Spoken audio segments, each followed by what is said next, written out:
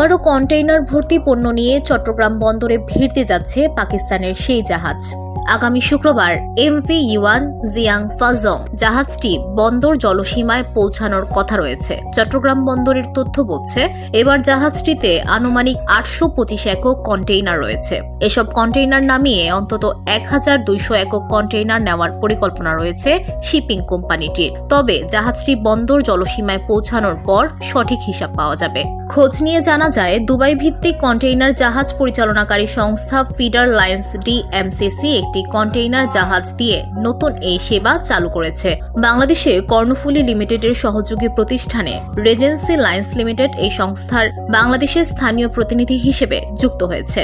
গ্রুপটির নির্বাহী পরিচালক আনিসুদ্দৌলা বলেন, প্রথমবারের তুলনায় এবার পাকিস্তান থেকে কন্টেইনার আনার হার বেড়েছে। এখন একটি জাহাজ 38 থেকে 42 দিনে একবার আরব আমিরাত থেকে পাকিস্তান হয়ে চট্টগ্রামে আসছে। কন্টেইনারের সংখ্যা বাড়লে নতুন এ পথে জাহাজের সংখ্যা বাড়ানো হতে পারে। পাকিস্তানের করাচি বন্দরের সঙ্গে চট্টগ্রামের সরাসরি কন্টেইনার জাহাজ যোগাযোগ চালু হয় গত নভেম্বরের দ্বিতীয় সপ্তাহে। প্রথমবার 370 একক কন্টেইনার আনা হয় জাহাজটিতে করে।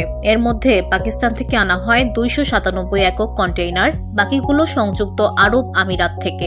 এবার দ্বিতীয়বারের মতো পণ্য নিয়ে রওনা হওয়া জাহাজটিতে প্রথমবারের চেয়ে দ্বিগুণের বেশি কন্টেইনার রয়েছে। এসব কন্টেইনারে কি পণ্য রয়েছে তা জানা যায়নি।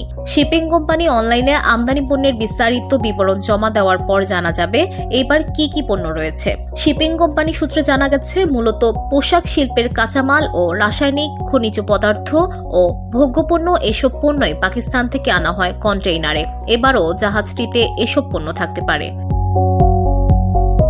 VOD Bangla news desk.